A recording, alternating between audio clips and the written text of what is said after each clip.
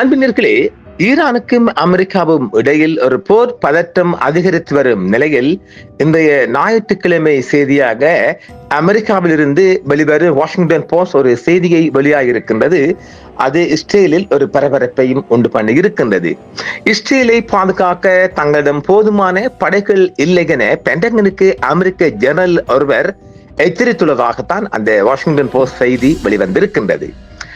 ஐரோப்பிற்கான அமெரிக்காவின் உயர்மட்ட ஜெனரல் வரும் பாலிஸ்டிக் ஏவுகணையில் இருந்து இஸ்ரேலை தொடர்ந்து பாதுகாக்க தங்களிடம் போதுமான கடற்படைகள் இல்லை என்றும் இந்த வாரம் பென்டகனுக்கு தனிப்பட்ட முறையில் எச்சரிக்கை கொண்டு விடுத்திருக்கின்றார். இது நடந்து வரும் ஈரான் போர் ராணுவத்தின் மீது எவ்வாறு கட்டுப்பாடுகளை விதித்துள்ளது என்பதனை தெரிவிப்பதாகவே தி வாஷிங்டன் போஸ்ட் செய்தி வெளியிட்டுள்ளது.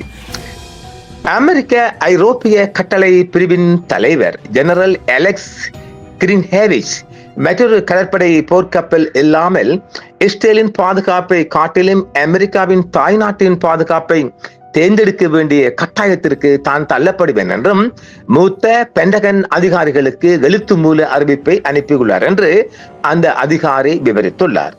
இந்த கடித பரிமாற்றம் குறித்து விவாதிக்க மற்ற சிலவரை போலவே அவர்களும் பெயர் குறிப்பிட விரும்பாமல் பேசியுள்ளதாகவும் தி போஸ்ட் தெரிவித்துள்ளது. வாஷிங்டன் பரிசீலனை செய்யப்படும் சில அபாயங்களை ராணுவத்தின் உயர்மட்ட ஜெனரல்கள் காணும் போது அவர்கள் பென்டகனை அணுகும் கடந்த கால முறைகளுடன் கிரீன்ஹேவிச்சின் இந்த அறிவிப்பு ஒத்துப்போவதாக ஒரு அமெரிக்க பாதுகாப்பு அதிகாரி கூறுவதாக தி வாஷிங்டன் போஸ்ட் செய்தி வெளியிட்டுள்ளது.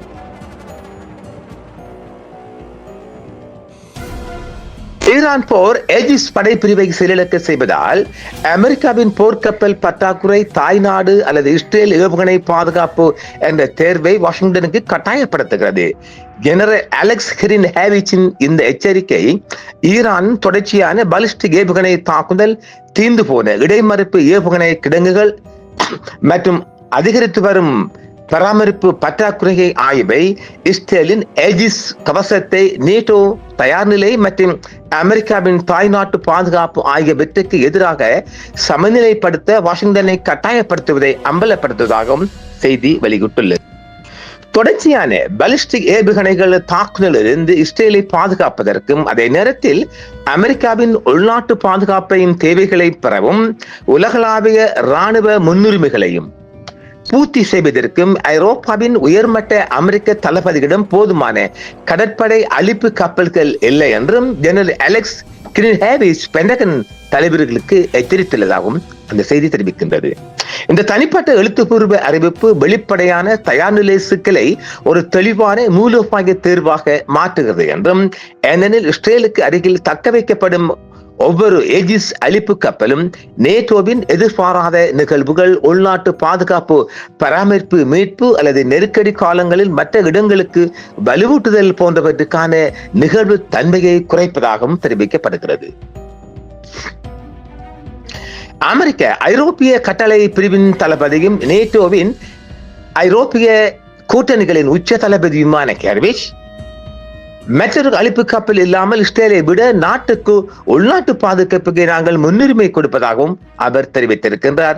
இது வாஷிங்டனில் நீட்டிக்கப்பட்ட ஏவுகணை பாதுகாப்பு உறுதிப்பாடுகளின் செயல்பாட்டு எல்லையை வெளிப்படுத்துவதாக தெரிவிக்கப்பட்டிருக்கின்றது. இந்த எச்சரிக்கை பாதுகாப்பு உடனடியாக திரும்ப பெறப்படும் என்பதையும் உறுதிப்படுத்தவில்லை. மேலும் பலப்பற்றாக்குறை குறித்த அறிவிப்புகள் வழக்கமான கட்டளை கருவிகளாகும் என்றும், இருப்பினும் அதன் வார்த்தைகள் ஒட்டுமொத்த செயல்பாட்டு தேவை தற்போதுள்ள படை அமைப்பை மிஞ்சிவிட்டது என்பதையே உணர்த்துவதாகவும் தெரிவிக்கப்பட்டிருக்கின்றன. ஏஜிஸ் 4 அமைப்பு SM-3 வளிமண்டலத்துக்கு அப்பாற்பட்ட இடைமறிப்புகள் மற்றும் பல்நோக்கு SM-6 ஏவுகணைகளை ஏந்தியுள்ள ஆர்லே பக் ஏவுகணை அழிப்பு கப்பல்கள், ஈரான் மற்றும் எமனில் இருந்து செயல்படும் ஈரான் ஆதரவு ஹூதி படைகளிடமிருந்து இஸ்ரேலை நோக்கி வரும் ஏவுகணை அச்சுறுத்தல்களுக்கு எதிராக ஒரு நகரும் பாதுகாப்பு அடுக்கை உருவாக்கியுள்ளன. அவற்றின் மதிப்பு, நகரும் திறன், உணர்வு வலையமைப்பு மற்றும் நெகிழ்வான தாக்குதல் வலையமைப்பு ஆகியவற்றிலிருந்து முற்றிலும் மாறுபட்டதாகவே தெரிவிக்கப்படுகிறது. 2026 ஈரான் முதலில் 5 மாதங்களுக்கு பிறகு கிட்டத்தட்ட தினசரி தற்காப்பு பணிகளுக்காக SM-3, SM-6 பேட்ரியாட் மற்றும் டாட் இடைமறிப்பு விமானங்கள் பயன்படுத்தப்பட்டு வருகின்றன. அதே நேரத்தில் முற்றுகை பாதுகாப்பு மற்றும் விமானம் தாங்கிய கப்பல் பாதுகாப்பு பணிகள் போட்டி நிறைந்த பிராந்திய செயல்பாட்டு அரங்குகளில் அமெரிக்க கடற்படைகளின் பலத்தை பரவச் செய்துள்ளதாகவும் தெரிவிக்கப்படுகிறது. பொதுவான விவரங்கள் அடையாளம் தெரியாத அதிகாரிகள் ஒரு தனிப்பட்ட தகவல் தொடர்பை விவரிப்பதன் மூலம் பெறப்படுவதால் துல்லியமான தயார்நிலை அளவுகள் சரிபார்க்கப்படாதவையாகவும் ரகசியமாகவையாகவும் இருக்கின்றன. எனவே அறிவிக்கப்பட்ட பற்றாக்குறைகள், அதிகாரப்பூர்வ மௌனம், அரசியல் விளக்கங்கள் மற்றும் அமெரிக்க அல்லது இஸ்ரேலிய பாதிப்பு குறித்து கணிப்புகள் ஆகியவற்றின் மீது சமமான எச்சரிக்கை தேவைப்படுவதாகவும் தெரிவிக்கப்படுகிறது. ஏஜிஸ் கடற்படை வடிவமைப்பு ஆர்லிபேக் வகை ஒரு ஏவுகணை ஏவுதளத்தை விட மேலானவையாக வழங்குகிறது. இது ஸ்பை குடும்ப ரேடார் கண்காணிப்பு, ஏசிஸ் தாக்குதல் கட்டுப்பாடு, கூட்டு உணர்வு தரவுகள் மற்றும் அடுக்கு இடைமறிப்பான்களை ஒருங்கிணைப்பதாகவும் தெரிவிக்கப்படுகிறது.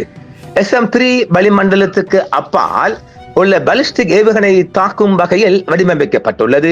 அதே சமயம் SM-6 பாலிஸ்டிக் ஏவுகணை பாதுகாப்பு உட்பட ஒரு பணி தொகுப்பை வழங்குகிறது. இதனால் ஒவ்வொரு அழிப்பு கப்பலின் ஆயுத கிடங்குகளின் அமைப்பு அது கையாளக்கூடிய ஏவுகணை பாதைகள், தாக்குதல் அடர்த்திகள் மற்றும் கசிவு அபாயங்களுக்கு மையமாக அமைகிறது. ஏவுகணை பாதுகாப்பு இடைமறிப்பான்களின் செயல்திறனை போலவே அதன் வடிவமைப்பையும் சார்ந்துள்ளது. ஏனெனில் ஈரான் அல்லது எமனில் இருந்து இஸ்ரேலிய மக்கள் வசிக்கும் பகுதிகள் மற்றும் தளங்களை நோக்கி வரும் ஆயுதங்களை கண்டறிதல், கண்காணித்தல், ஏவுதல் மற்றும் நெருங்குதல் ஆகியவற்றுக்கான காலக்கெடுவை உருவாக்கும் நிலைகளில் கப்பல்கள் நிலைநிறுத்தப்படும் என்றும் தளபதி தெரிவித்திருக்கின்றார். அந்த தேவை சுதந்திரத்தை குறைக்கிறது என்றும் தெரிவிக்கப்படுகிறது. நேட்டோ பணிகளுக்காக மேற்கு நோக்கி நிலைநிறுத்தப்படுவது தொடர் தாக்குதல்களின் போது இஸ்ரேலின் பாதுகாப்பு கவசத்தை மெலிதாக்கக்கூடும் என்றும் தெரிவிக்கப்படுகிறது. ரோட்டாவில் உள்ள 3 அழிப்பு கப்பல்களையும் பயன்படுத்தப்படாத ஒரு இருப்பாக கருத முடியாது என்றும், ஏனெனில் இந்த முன்னணி தளமானது ஐரோப்பிய பாலிஸ்டிக் ஏவுகணை பாதுகாப்பு, நேட்டோவின் உறுதிப்பாடு பயிற்சி, பழுதுபார்க்கும் சுழற்சிகள் மற்றும் இஸ்ரேல் ஈரான் தாக்குதல் வழித்தடத்திற்கு அப்பால் எழும் அச்சுறுத்தலுக்கு விரைவான பதிலளிப்பு ஆகியவற்றை ஆதரிக்கிறது. தொடர்ச்சியான தாக்குதல் மூலம் ஆயுத கிடங்குகளை தீர்த்து நிலைநிறுத்த கட்டாயப்படுத்தி அல்லது பராமரிப்பு இடைவெளிகளுக்கு அப்பால் கப்பல்களை நிலைநிறுத்தி வைக்க முடிந்தால் எதிரிகள் ஏஜிஸை தொழில்நுட்ப ரீதியாக தோற்கடிக்க வேண்டிய அவசியமில்லை என்றும், இது ஒரு கப்பலை கூட மூழ்கடிக்காமல் அமெரிக்காவின் தயார் நிலையை குலைப்பதற்கான ஒரு உத்தியாக செயல்பட்டு வருவதாகவும் தெரிவிக்கப்படுகிறது. ஆக மொத்தத்தில் இப்பொழுது ஈரான் மீதான தாக்குதலை எதிர்கொள்ள இரு நாடுகளுக்கும் போதுமான ஆயுதங்கள், தடுப்பு அரண்கள் இல்லை என்பதையும் அவர் தெளிவாக எடுத்துரைத்திருக்கின்றார் அமெரிக்க தளபதி. ஆக மொத்தத்தில் எதிர்வரும் காலங்களில் ஒரு ஹெவி அட்டாக் ஈரான் மீது தொடுக்கப்படுகின்ற போது ஈரான் ஒரு பதிலடியாக இஸ்ரேல் மீதும் தாக்குதல் தொடுப்பதற்கான அதிக வாய்ப்பு இருக்கின்றது. அப்போது ஆயுத பற்றாக்குறை இருந்தால் மிகப்பெரிய சேதாரம் இஸ்ரேலுக்கு ஏற்படும் என்றும் இங்கு பார்க்கப்படுகின்றது. ஆம் நேயர்களே, மற்றும் ஒரு காணொளியில் சந்திப்போம் நேயர்களே. என்றும் உங்களுடன் சன்ரைஸ் இந்தியா டிவி சப்ஸ்கிரைப் பண்ணுங்கள், பெல் பட்டனையும் கிளிக் செய்யுங்கள். உங்கள் ஆதரவே எங்கள் சேவை. ஆதரவு தாருங்கள், அரவணைப்போம். மறக்காம சர்ப்ரைஸ் பண்ணுங்க. தேங்க்யூ.